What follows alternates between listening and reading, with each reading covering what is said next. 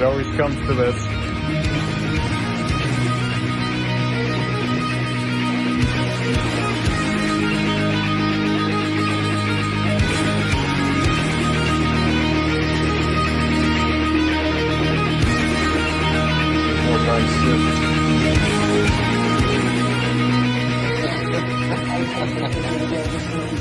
Hello there guys, back again to do another tattoo progress update today.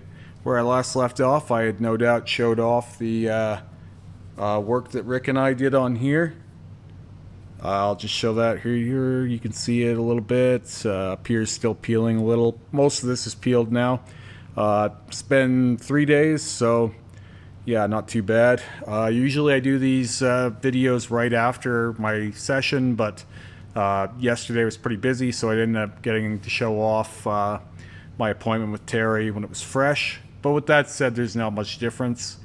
I was talking about getting my ears redone and the red on my neck. We didn't do the red on the neck. We did the red on the face and under jaw. Terry figured that the red on my neck was pretty solid already, so if we do touch that up, we'll do it in another session when we're doing, for say, we're going to do the white and red highlights here on my face again in January, so we'd hit that then. There was enough damage done already anyway. It was about a 3-hour session, even though it doesn't look like it would take that long. My ears still took quite a bit of work to get them black. They are very, very solid now. Each ear still took quite a while, and we extended the black and red shading up onto the tops and more on the side of my ear. We actually left my jewelry in for this up here. The only place we took the jewelry out was the lobes, because we had to saturate the inside of my lobes again anyway. So yeah, so we put all kinds of little scratchy lines all the way up and around the piercings. It actually hurt a little less to saturate my ears with the piercing jewelry in. I don't know why. It felt more like it was thicker skin, almost like your shoulder cap or like the front of your chest or something, as opposed to stretchy skin like your stomach or your inner thigh or something like that. I find the stretchier skin hurts me more, so it was just tougher. I think it's more like armored or plated or something. I don't know what the fucking terminology would be, but it didn't feel nearly as teary or sharp. It just felt a little bit more blunt. So with that said, we got a really good result with this third pass of red. The first time we did it, the black that we were covering was fairly fresh, as last year we covered a rose and a dagger with dynamic black, and then later we went into that with white and black on black and did a couple of passes of both. So then when we came in with the red, it was going in over essentially 3 layers of black cover-up, one being dynamic and 2 layers of Panthera. And so that black was still very black in there, and the red the first time just gave it kind of a hue of red. The second time it was mostly red, and now it's quite red. And even though this will fade back quite a bit from where it is now, it won't fade back that badly. Similarly to what happened with my arm the third pass, because we let this settle for around a year, roughly a year-ish, it's more like red on red than it is red on black now, as the red has settled in and kind of claimed its place. All of the red that's there already is reactive to the new red, and it is more like you're polishing up or soliding up the red rather than brightening it up and changing black into red. With that said, it was a fairly painless session overall. The lobes were a lot less painful, even though Terry still had to work them pretty hard to get them in. It wasn't nearly as overworked as the first session was, and now they are super solid black in the lobes. Even when I close up on these with a bright light, there's only a few spots that I can see the flesh tone or negative space through. And so I think that when they heal, there won't be much difference from where they are now. My ears healed in 2 or 3 days last time. They're already kind of like the swelling has come down a lot. They're still pretty thick here being the second day, but I'm expecting them to start peeling by tomorrow night around this time. But it could take a little longer. Last time they more or less stayed the same as they were saturation wise after peeling. They were just lighter. They go to this sort of grayish tone. I really like the scratches that we put on the top. It looks much more complete now. It was a little too open last time. With all of that said, there was also less bleeding during the session and after the session, probably because it wasn't worked as hard. The first time my ears were kind of bleeding like a faucet, and the blood was mixing with the plasma and creating this gunky like stuff. And this time, after the first clean, there was no more of that. So it was a lot more of a, I think, a lot less traumatic, a lot less bleeding, and when you bleed less, you lose less of the ink. Similar reasoning, I don't like to take ibuprofen anywhere around the tattoo, either right after or before, as it can thin your blood. It's for the same reason we don't typically like to tattoo people who are drinking a lot, as it can thin your blood as well. So maybe a drink to take the edge off would be okay, but don't go, piss your pants drinking the night before you get tattooed. Just not a bad idea. Or not a good idea. It's a bad idea. Anyway, yeah, overall, somewhere in between 2.5, 3 hours. And I think my ears are probably done now, as far as tattooing is concerned. I'll need to get my lobe jewelry back in here tomorrow or the next day. Usually that's all it takes for swelling to get the jewelry back in, it seems like. And they'll be a pinch tight at first, but it's super easy to re-stretch lobes. Much more concerned about these other holes here. They're a little harder to stretch, but thankfully I didn't have to take those out this time. With all that said, I have another session coming up with Terry this week, and another one with Rick, obviously. Rick and I will just be continuing onward down the arm, as we have been. Nothing too special or anything crazy to go over there. I'm happy with how all these colors are healing up and how cohesive the sleeve is looking. It's, every session we have now is very helpful, and the sleeve looks a million times better after each session, so that will just continue.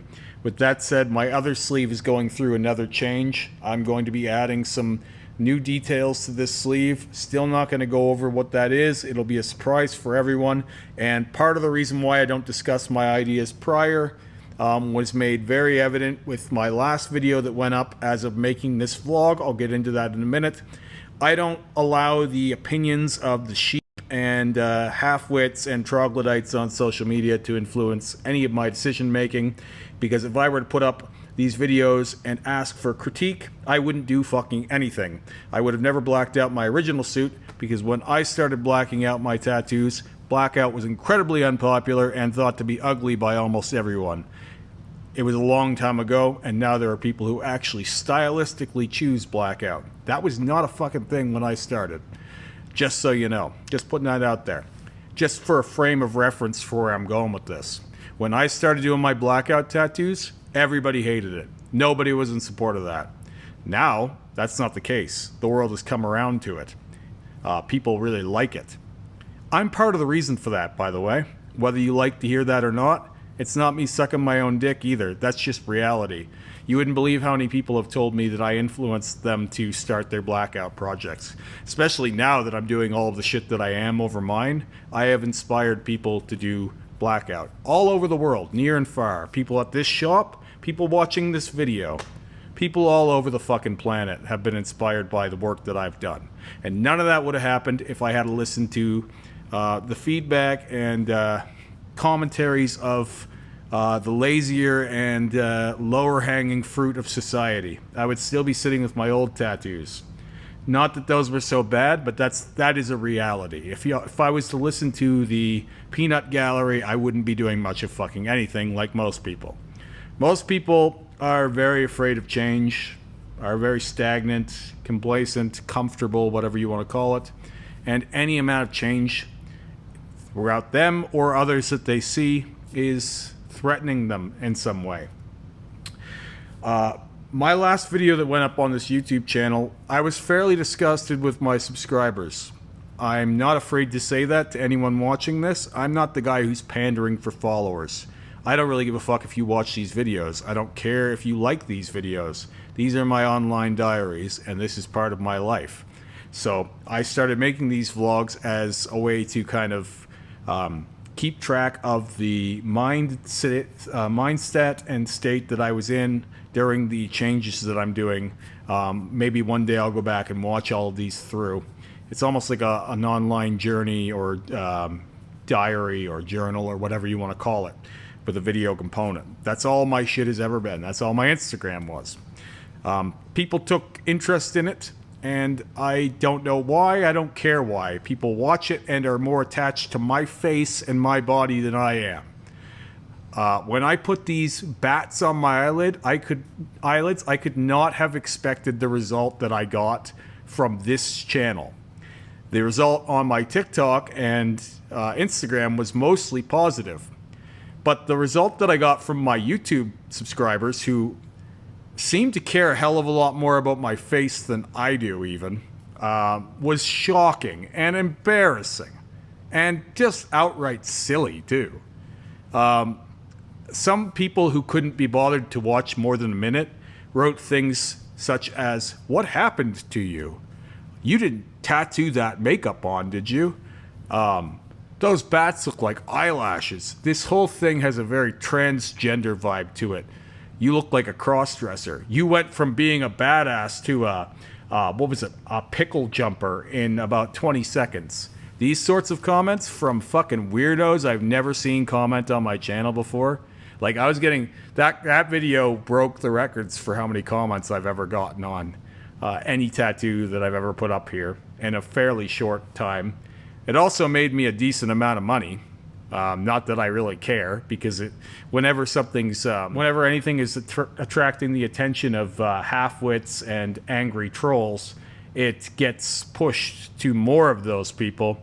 And so I was getting the attention of people who don't normally comment on my videos, but also some people who normally do. And I want to tell you, you should be a little bit ashamed of yourself.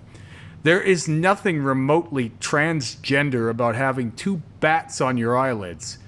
And by the way, if that were the case, that wouldn't even be a huge fucking deal anyway. But they're fucking bats. I've had bats all over me. I used to have bats all over my legs. I had bats on my head here. These leaves were bats before. This was not a new idea, and it should have been shocking to anyone that's watched this channel. So you should be a little bit embarrassed for that stance. And it's not that I mind the criticism. I've been criticized more for my tattoo work than probably anyone who's ever lived. That's where the irony of the Remy Reacts comes in, because some people they're not very savvy to the whole thing. When Kevin and I started doing Remy Reacts, it was like a meme between us of, let's have the guy who has covered more tattoos than most people will ever have and been insulted more for his tattoos than anyone will ever be. Let's have him critique other people's tattoos. That would be funny. That was the whole premise of the show. And people really liked it. They sent me their tattoos specifically for my feedback. I'll have half-wits and troglodytes wander into my comments section and say, I don't know why the guy who blacked out most of his tattoos thinks that he can talk about other people's tattoos. That's why, you fucking moron. That is why. That's also why it's funny, too. That's the whole fucking premise of the show. Maybe it's not for you. Maybe it's gone over your head. But I do find it funny that a guy who can cover some parts of his body 30 plus fucking times and have multiple layers everywhere, be completely redefining the whole fucking genre of tattooing and what's possible with tattoos. That guy can put two fucking bats on his eyelids and suddenly I've gone too far. Give your fucking head a shake. Who do you think you're watching?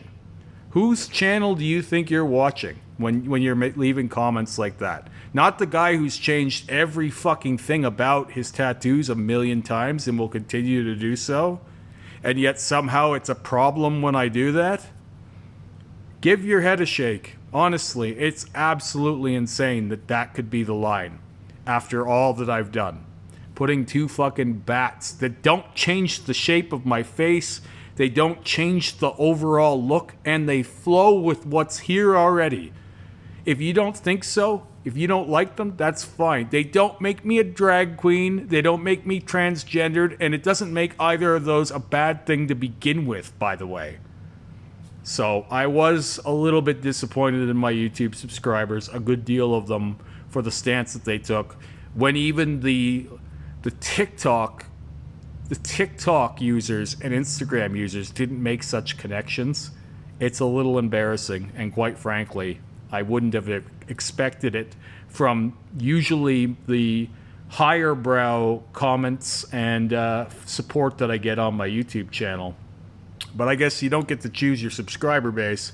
And it's not to say that I hate my subscribers or anything like that. It's just that I did not expect that result. Usually I can tell that people will have some apprehension when I change things, but I don't expect to have comments like that over some fucking bats of all things. Jesus Christ. Anyway, I'll show these ears off again. I'm really happy with them. Hopefully they don't make me too feminine. Hopefully they don't they don't make me too much of a cross-dresser. Hopefully it doesn't do any of that to the fact that I added more red here. I don't know, though. I can't really anticipate. It could be the case. I'll talk to you guys again soon. Have a great day.